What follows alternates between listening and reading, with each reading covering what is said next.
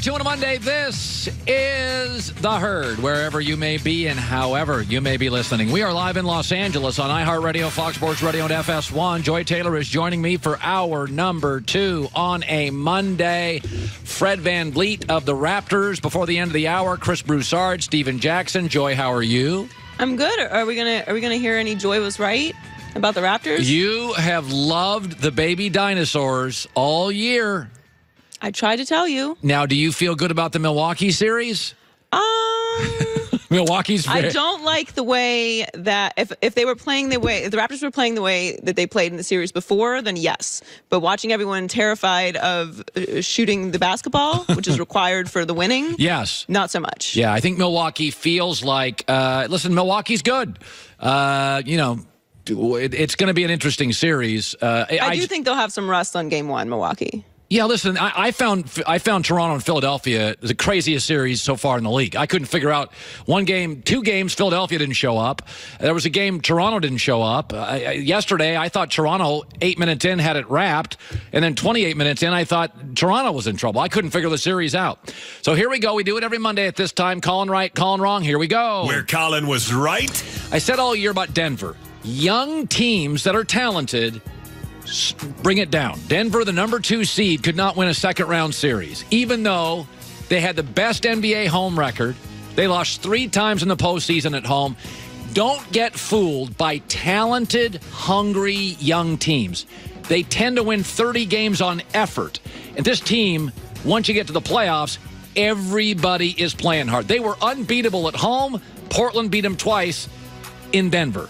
So, nice team, but we said they're too young, they're too green, they're too inexperienced to win multiple series in the playoffs. We got it right with Denver. Where Colin was wrong. Friday night, Vegas had it, Houston -8. Vegas gave the dynasty no shot. That is the guttiest, scrappiest, craziest road win in the NBA I have seen in years. I'm rarely left speechless. I was. Steph Curry had no points at half. Katie didn't play, and Boogie didn't play. They had no bench, no size. And it was tied. Huh? Iggy had 5 threes. Sean Livingston played his best game of the year.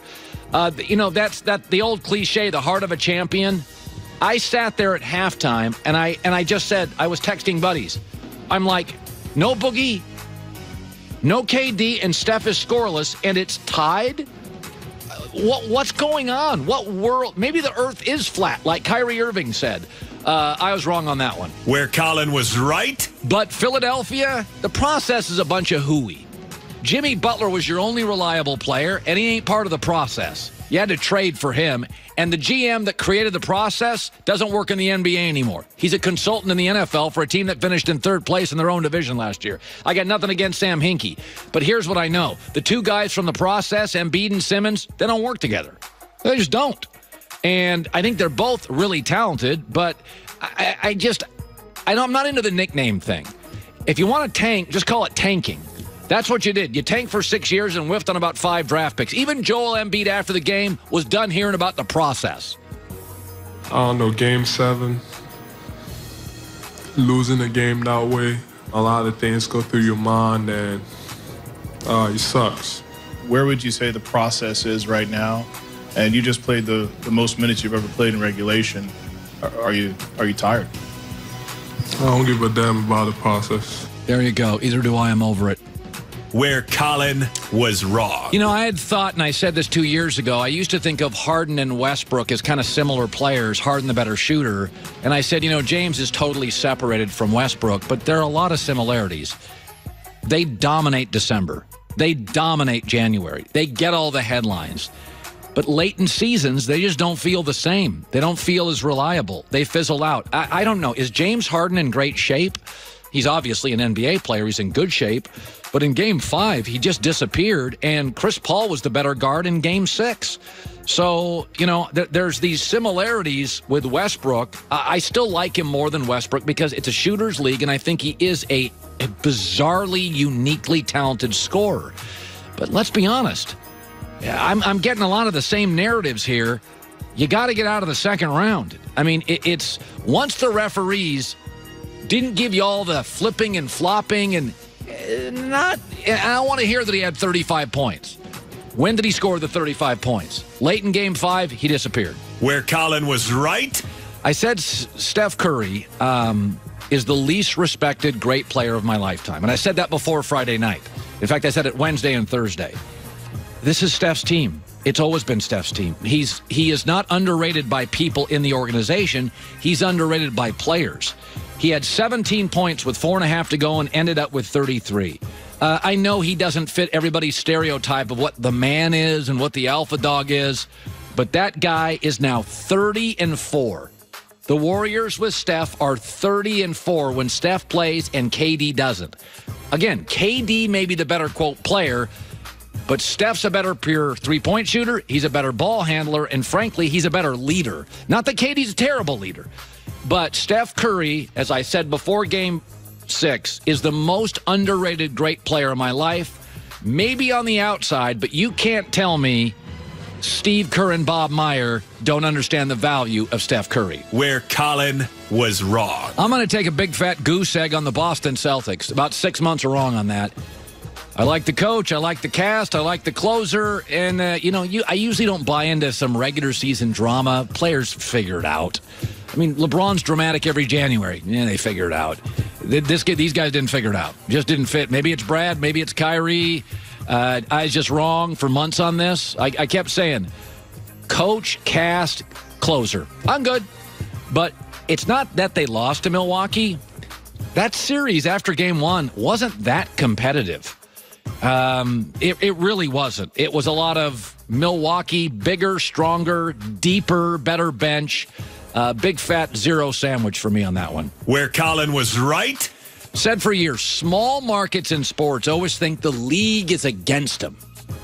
And if they lose a game, it's because the league doesn't like us and the league is after us. And Gail Benson, bless her heart, the Saints owner, is still yapping about the Saints' loss that everybody in the world is over and understood was just a bad call. But here she was at a commencement speech this weekend. Had this happened in another city, it is likely there would have been riots in the streets. As bitterly disappointed as our fans were, our response was the opposite. Rather than riot, our protest turned into another cause for parties.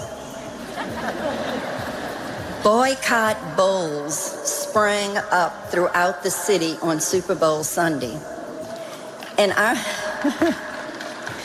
our fans' displeasure with the obviously terrible no call was expressed to the NFL by turning out at a historic rate, delivering the lowest Super Bowl rating in the country. First of all, can I address the riot thing? Green Bay does not feel like a riot city to me. I'm trying to think of what kind of city would riot over a call like that. Nobody would. By the way, Los Angeles wouldn't have rioted. No. Most of the city didn't watch the game. Pittsburgh wouldn't. Nah, come on. Let's. It's time to move on. It was a bad call. Maybe New England. I don't know. They've had so many wins. It's like, are they going to riot? This is exactly, small markets wear me out. They think the world's against them. It was a bad call. By the way, you had a chance to stop the Rams after that in an overtime. You couldn't. That's on you. Where Colin was wrong. I was very cynical all year when LeBron's people kept telling me via texts, Colin, LeBron has handed over the reins to the Lakers. He has no control.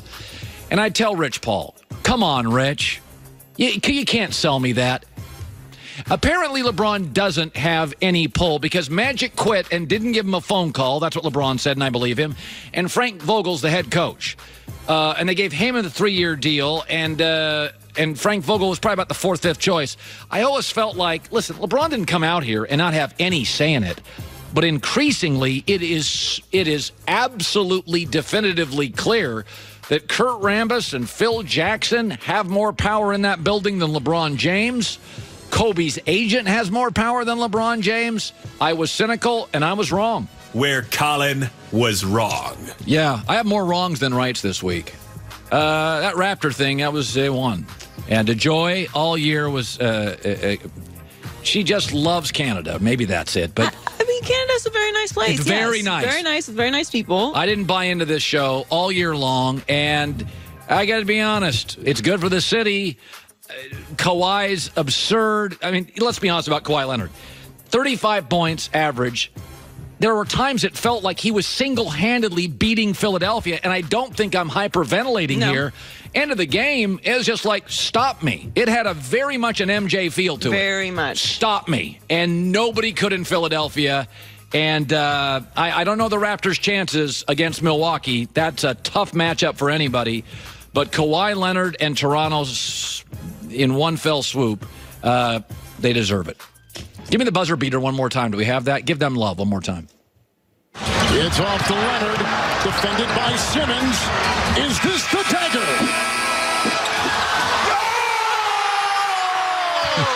Game!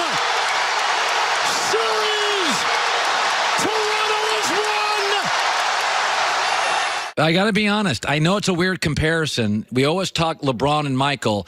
Kawhi's got, if you never saw Michael play live, Kawhi Leonard's got a lot of Michael Jordan, where it's just like, I'm coming down, I'm a forward, I shouldn't be a point guard. Stop me. And that was a terrible shot. It was falling out of bounds on one leg. It was an impossible shot. Yeah, between the hand size, his improvisation in the air, his ability to play both ways, his ability to hit shots clutch, his stone cold sort of personality. I know nobody's ever going to compare Kawhi to MJ, but they're built the same. They are wiry, strong, 6'6.5" guys, 6'7" guy for Kawhi.